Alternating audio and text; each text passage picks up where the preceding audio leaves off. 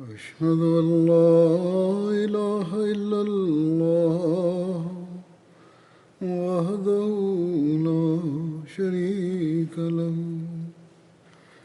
وأشهد أن محمدا عبده ورسوله أما بعد فأعوذ بالله من الشيطان الرجيم بسم الله الرحمن الرحيم الحمد لله رب العالمين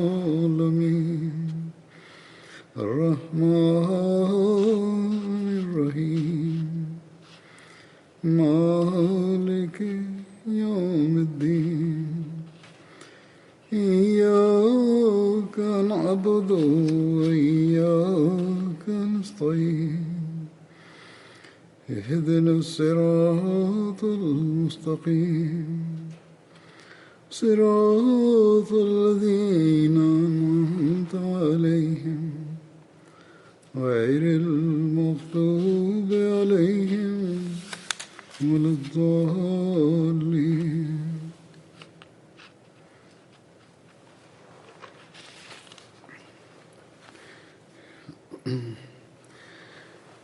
آج صبح ہم نے عید بھی پڑھی ہے اور آج جمعہ بھی ہے. جب عید اور جمعہ ایک دن جمع ہو جائیں تو حضرت صلی اللہ علیہ وسلم کا یہ ارشاد ملتا ہے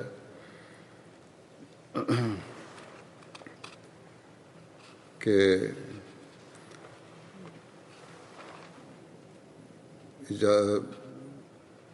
جو لوگ چاہیں جمعہ کے بجائے ظہر کی نماز ادا کر لیں، اس کی اجازت ہے. مگر ساتھ ہی یہ بھی ہے کہ ایک موقع پر، ایسے ہی موقع پر آپ نے یہ بھی فرمایا کہ ہم تو جمعہ پڑھیں گے.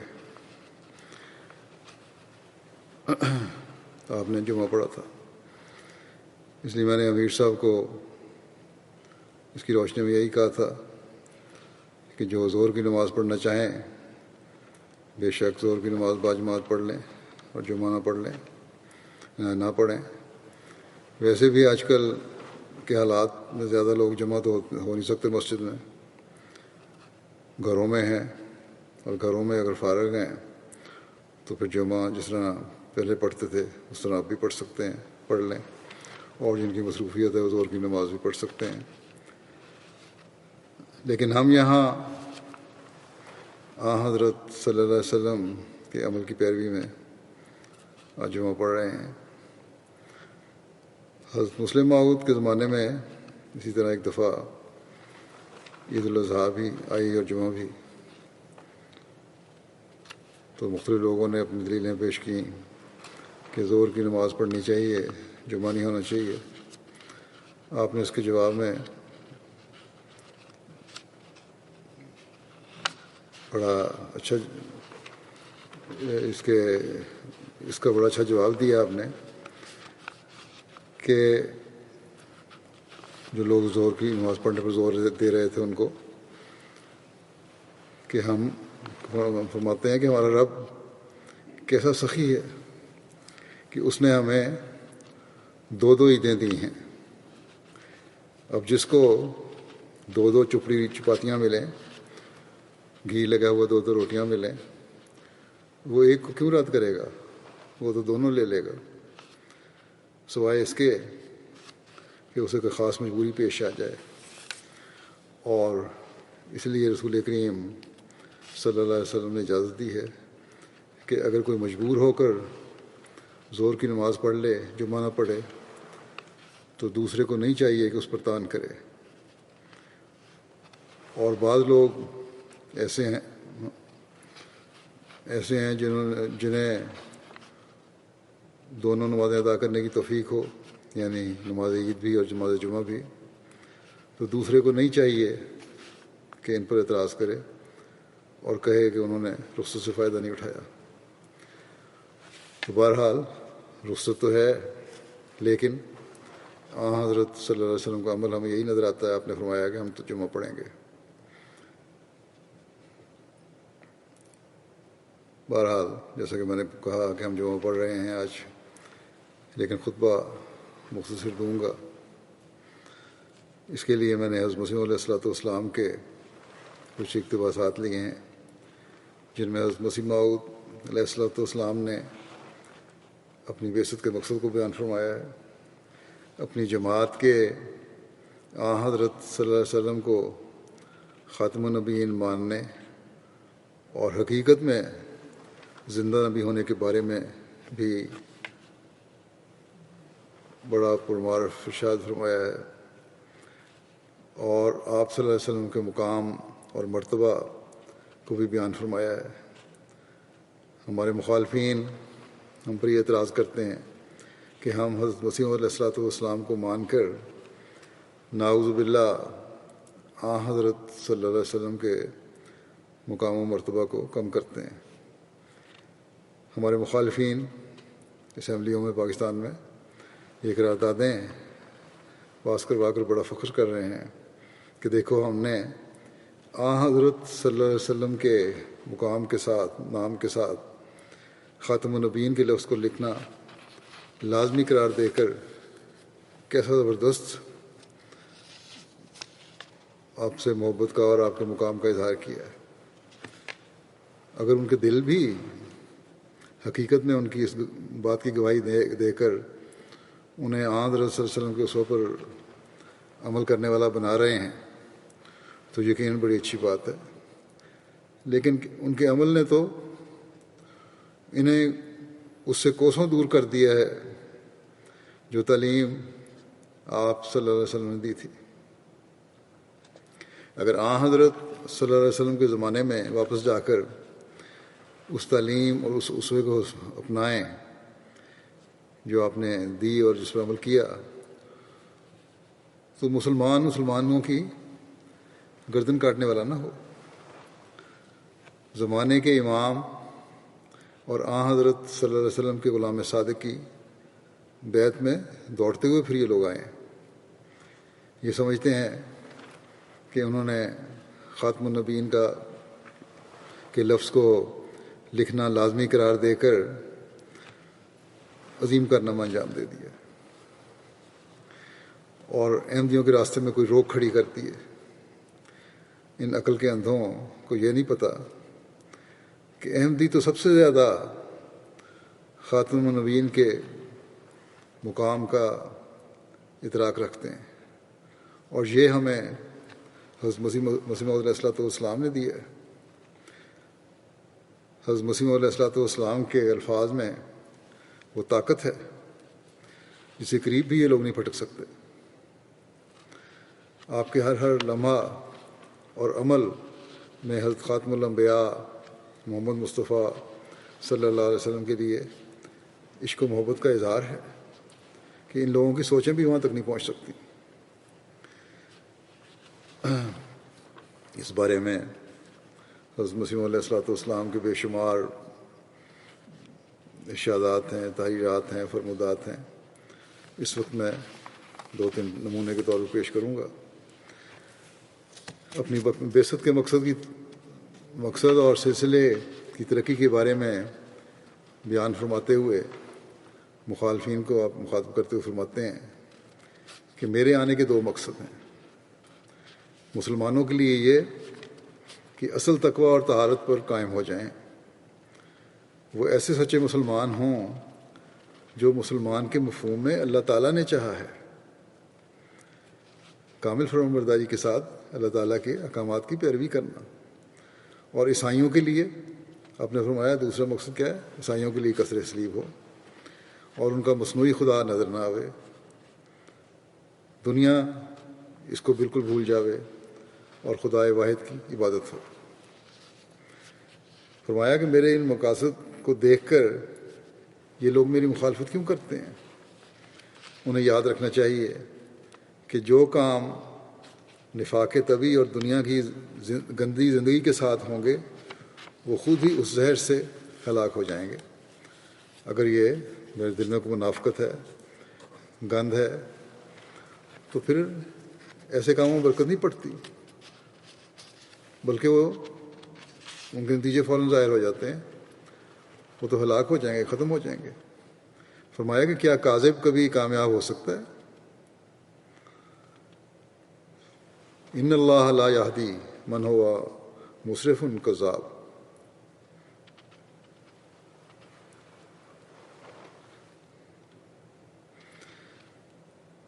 کہ یقیناً اللہ تعالیٰ اسے ہدایت نہیں دیتا جو حد سے بڑا ہوا اور کذاب سخت چھوٹا ہو۔ ان اللہ لا یہدی من ہوا مسرف کذاب۔ فرمایا کہ کذاب کی حالت کے واسطے، ہلاکت کے واسطے اس کا کذب بھی کافی ہے۔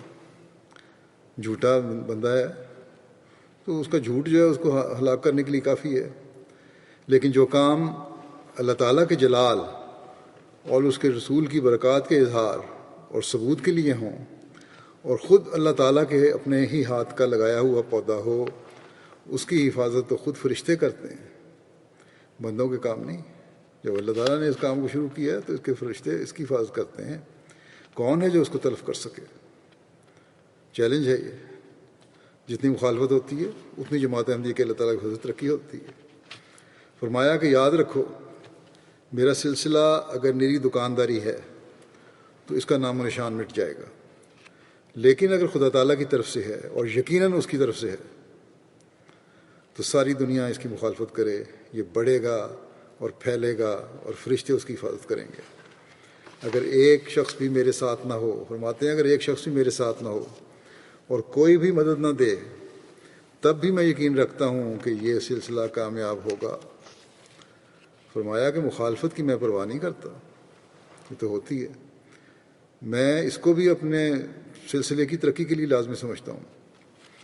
یہ کبھی نہیں ہوا کہ خدا تعالیٰ کا کوئی مامور اور خلیفہ دنیا میں آیا ہو اور لوگوں نے چپ چاپ اسے قبول کر لیا ہو۔ دنیا کی تو عجیب حالت ہے، انسان کیسا ہی صدیق فطرت رکھتا ہو مگر دوسرے اس کا پیچھا نہیں چھوڑتے، وہ تو اعتراض کرتے ہی رہتے ہیں۔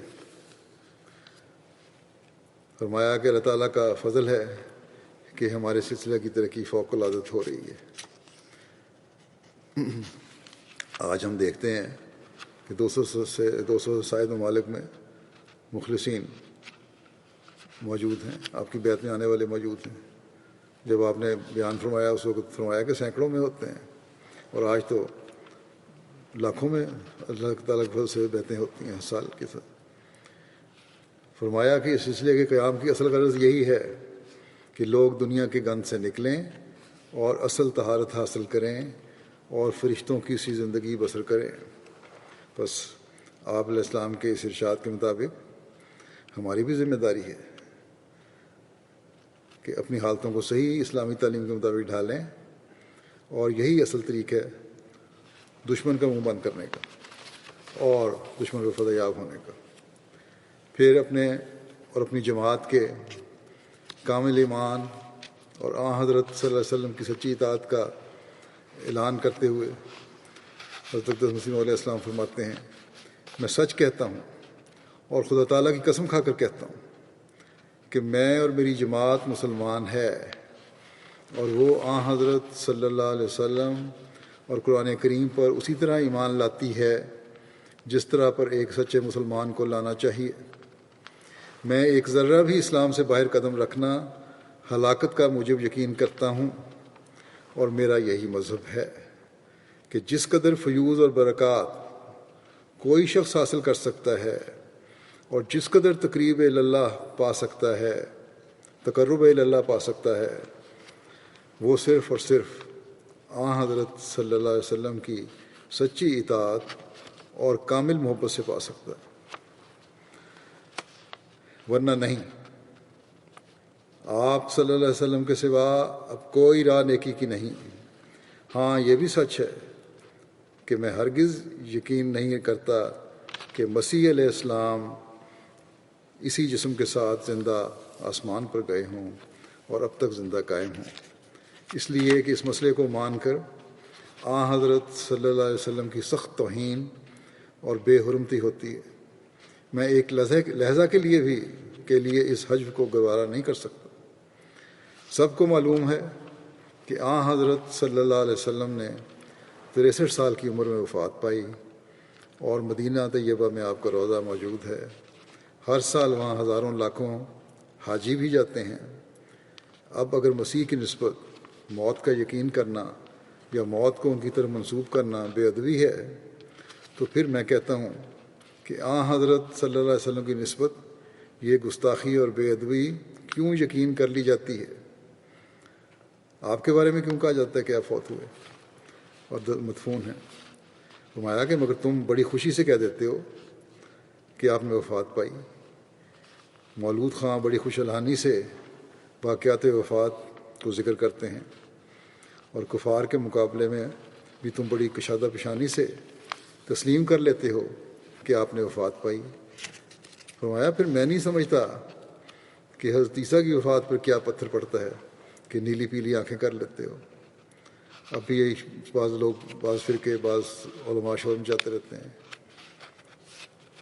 کہ یہ دیکھو جی انہوں نے کیا کر لیا، عیسیٰ علیہ السلام کے کچھ تو انکاری ہو گئے کہ آنا ہی نہیں، اور کچھ کہتے ہیں آئے گا لیکن یہ نہیں، ابھی تو زندہ موجود ہے۔ بہرحال فرماتے ہیں کہ ہمیں بھی رنج نہ ہوتا کہ اگر تم حضرت صلی اللہ علیہ وسلم کی نسبت بھی وفات کا لفظ سن کر ایسے آنسو بہاتے، مگر افسوس تو یہ ہے کہ خاتم النبیین اور سرور دو عالم کی نسبت تو تم بڑی خوشی سے موت تسلیم کر لو، اور اس شخص کی نسبت جو اپنے آپ کو حضرت صلی اللہ علیہ وسلم کی جوتی کا تسمہ کھولنے کے بھی قابل نہیں بتاتا، زندہ یقین کرتے ہو، اور اس کی نسبت موت کا لفظ منہ سے نکالا اور تمہیں غضب آ جاتا ہے۔ اگر حضرت صلی اللہ علیہ وسلم اب تک زندہ رہتے تو حرج نہ تھا، اس لیے کہ آپ وہ عظیم الشان ہدایت لے کر آئے تھے جس کی نظیر دنیا میں پائی نہیں جاتی، اور آپ صلی اللہ علیہ وسلم نے وہ عملی حالتیں دکھائیں کہ آدم سے لے کر اس وقت تک کوئی اس کا نمونہ اور نظیر پیش نہیں کر سکتا۔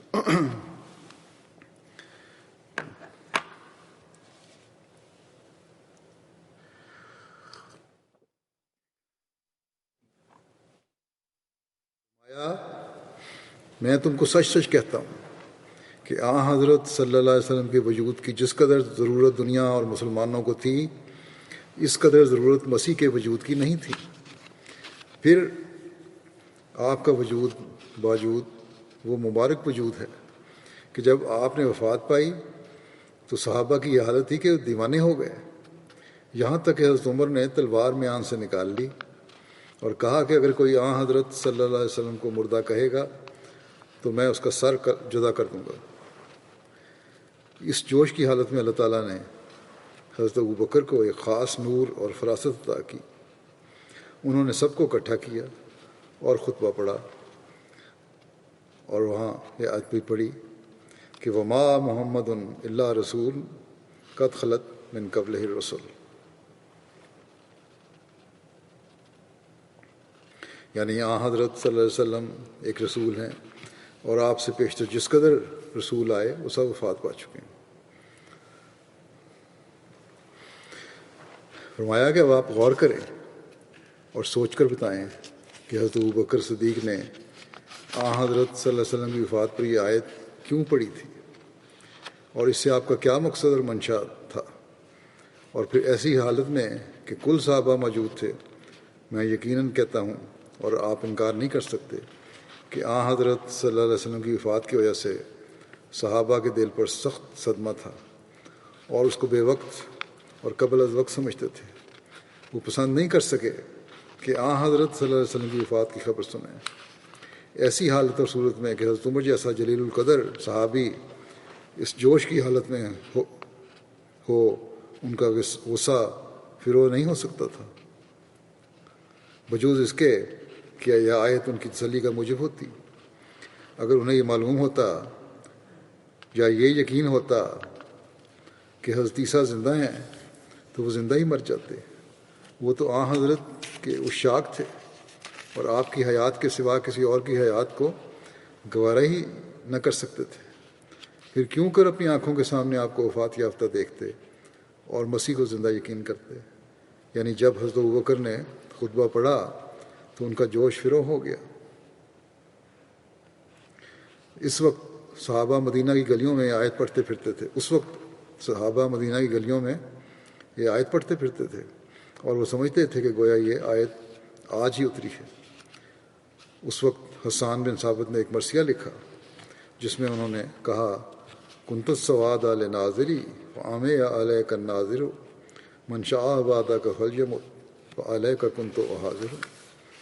چونکہ مذکورہ والا آیت نے بتا دیا تھا کہ سب مر گئے، اس لیے حسان نے بھی کہہ دیا کہ اب کسی کی موت کی پرواہ نہیں. یقیناً سمجھو کہ حضرت صلی اللہ علیہ وسلم کے مقابلے میں کسی کی زندگی صحابہ پر سخت شاک تھی اور وہ اس کو گوارا نہیں کر سکتے تھے. اس طرح پھر حضرت صلی اللہ علیہ وسلم کی وفات پر یہ پہلا اجماع تھا جو دنیا میں ہوا، اور اس میں حضرت مسیح کی وفات کا بھی کلی فیصلہ ہو چکا تھا. پھر حضرت صلی اللہ علیہ وسلم کے مقام و مرتبہ کا ذکر کرتے ہوئے حضرت اقدس مسیح موعود علیہ الصلوۃ والسلام فرماتے ہیں وہ انسان جس نے اپنی ذات سے، اپنی صفات سے، اپنے افعال سے، اپنے اعمال سے اور اپنی روحانی اور پاک قوا کے پرزور دریا سے کمال تام کا نمونہ علماً و عملاً و صدقاً و ثباتاً دکھلایا اور انسان کامل کہلایا. کوئی پہلو باہر نہیں رہا، علمی بھی اور عملی بھی، اور سچائی کے معیاروں کا بھی اور ثابت قدمی کا بھی، اور علم اور عرفان کا بھی. وہ نمونہ تھا، وہ انسان کامل کہلایا. پھر فرمایا کہ وہ انسان جو سب سے زیادہ کامل اور انسان کامل تھا اور کامل نبی تھا اور کامل برکتوں کے ساتھ آیا تھا، جس سے روحانی باعث اور حشر کی وجہ سے دنیا کی پہلی قیامت ظاہر ہوئی اور ایک عالم کا عالم بھرا ہوا اس کے آنے سے زندہ ہو گیا. یعنی کہ روحانی زندگی ان کو مل گئی. وہ مبارک نبی حضرت خاتم الانبیاء، وہ مبارک نبی ایک عالم کا عالم مرا ہوا اس کے آنے سے زندہ ہو گیا. وہ مبارک نبی حضرت خاتم الانبیاء، امام الاصفیاء، ختم المرسلین، فخر النبیین جناب محمد مصطفیٰ صلی اللہ علیہ وسلم ہیں. اے پیارے خدا، اس پیارے نبی پر وہ رحمت اور درود بھیج جو ابتدائے دنیا سے تو نے کسی پر نہ بھیجا ہو. اگر یہ عظیم الشان نبی دنیا میں نہ آتا تو پھر جس قدر چھوٹے چھوٹے نبی ہیں دنیا میں آئے، چھوٹے چھوٹے نبی دنیا میں آئے، جیسا کہ یونس اور ایوب اور مسیح بن مریم اور ملاکی اور یحییٰ اور زکریا وغیرہ وغیرہ، ان کی سچائی پر ہمارے پاس کوئی بھی دلیل نہیں تھی، اگرچہ سب مقرب اور وجیح اور خدا تعالیٰ کے پیارے تھے. یہ اس نبی کا احسان ہے کہ یہ لوگ بھی دنیا میں سچے سمجھے گئے. اللہم صلی وسلم وبارک علیہ وآلہ واصحابہ اجمعین وآخر دعوانا ان الحمد للہ رب العالمین.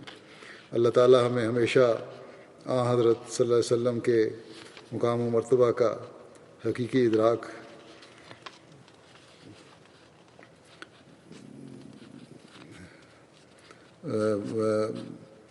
عطا کرتے ہوئے آپ صلی اللہ علیہ وسلم پر درود بھیجتے چلے جانے کی توفیق عطا فرمائے، اور اللہ تعالیٰ کے حضور پہلے سے بڑھ کر ہم جھکنے والے ہوں. اور یہی طریق ہے جب ہم اپنے عمل سے اب حضرت صلی اللہ علیہ وسلم کی محبت کو اپنے ثابت کریں گے اور اپنے دلوں میں سے بٹھائیں گے تو ہم مخالفین کی مخالفت کا جواب دے سکیں گے. یعنی ہماری عملی حالتیں ان مخالفین کی مخالفت کا جواب دیں گی. اللہ تعالیٰ ہمیں اس کی توفیق دے.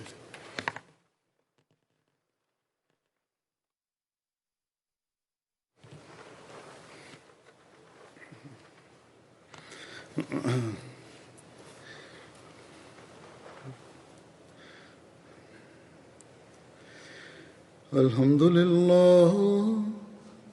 لله نحمده ونستعينه ونستغفره ونؤمن به ونتوكل عليه ونعوذ بالله من شرور أنفسنا ومن سيئات أعمالنا من يهده الله فلا مضل له ومن يضلل فلا هادي له ونشهد أن لا إله إلا الله ونشهد أن محمدا عبده ورسوله عباد الله رحمكم الله إن الله يأمر بالعدل والإحسان وإيتاء ذي القربى وينهى عن الفحشاء والمنكر والبغي يعظكم لعلكم تذكرون اذكروا الله يذكركم وادعوه يستجب لكم ولذكر الله أكبر